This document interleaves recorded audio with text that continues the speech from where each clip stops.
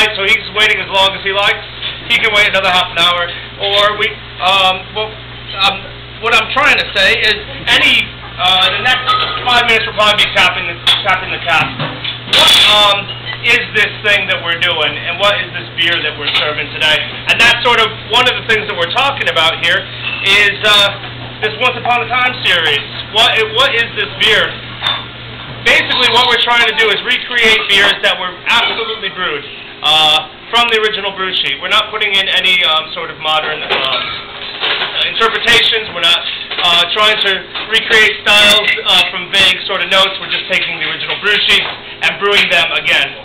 That's sort of what we're trying to do here. We have got this beer that was brewed in February 27th, 1832, so 178 years ago to the day, right, on Brick Lane in London, at a brewery called Truman's. I think back then it had a bunch of different names, didn't it? Massive, massive brewery with, I think with brew size of over 1,500 barrels, UK barrels. So these are breweries the size that we'll never see again in this world. You know, they would make Coors look like a homebrew setup. And it's all because, you know, you have to think about why are they drinking beer. Well, of course it tastes good and there's a lot of alcohol, and that's probably number one, you know, the first reason above all.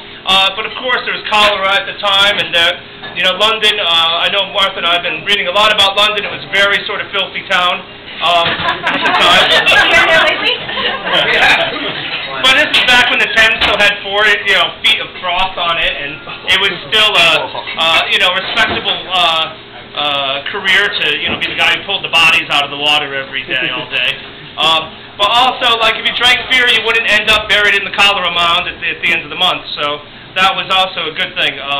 If you could afford it, beer got you, helped bring you a nice life, which is pretty amazing to think about. So, it's called the Mild. Why is it called the Mild? It's basically, if you think about, it's very different from the way we think about beer today. There was basically old beer that sat around in barrels for a long period of time and gained sourness, became old ale or keeping beer. And then you had mild, which was beer that serves very, very young. Here, it's not insanely young, but hopefully it's not sour either. But it is in a wooden barrel. We're trying to do it totally right. I mean, Max has got 2 different taps going here. He's got one from the basement that's already tapped. It's going to be through the hand pull, right? Right. And then by gravity from this wooden barrel, which is led to us by Will Myers at CBC, so we thank him for that. Martha? That's it. There's nothing else to say. I think Max is going to tap this, and then how should we, like, take care of, like, beer getting to people? Well, we did that for a living. Okay.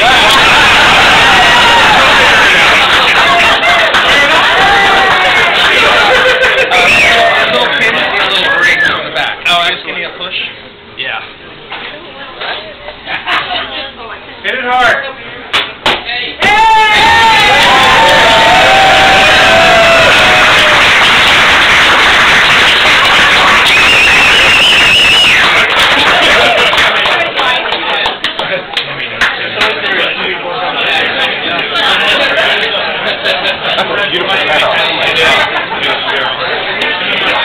God, I know it's called the beer. No, you're not. You're not. That's my freshman year at Emerson. No, you're right there. Oh, okay. Beautiful.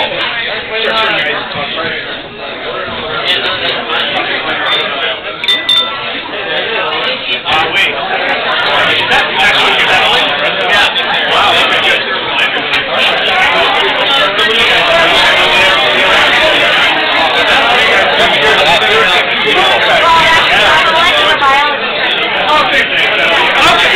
One quick thing, I forgot to talk about the ingredients of the beer. Does anyone care? Yeah! No, there's only a couple, so it'll be really quick. Mild ale malt, right? Use 2 different mild ale malts. One is Mutton Fison's mild ale malt. It's exactly what's on the original brew sheet. I looked. English brewers do not like to use just one malt. I think most industrial brewers don't like to use just one malt. They'll get 2 different maltsters versions of the same malt, just so that they can blend them and get a better consistency for extraction in the brew house. So The only other malt that's on the market that has the same sort of qualities as this mild ale malt is a 2-row malt from France.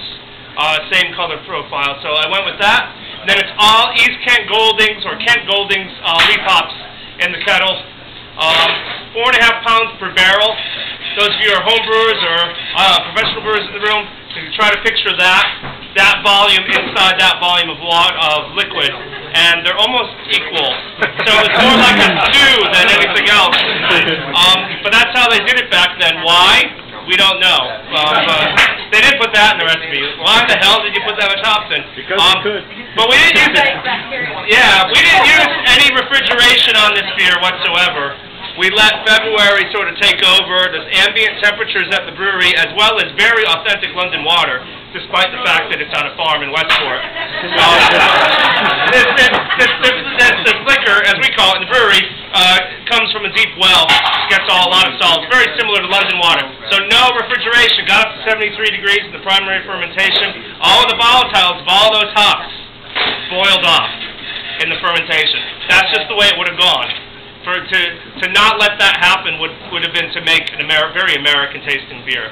We're going back into a time and a place where they thought about beer in a different way, and beer was a different thing. So that is gone. There's a whole new quality in the leaf hops.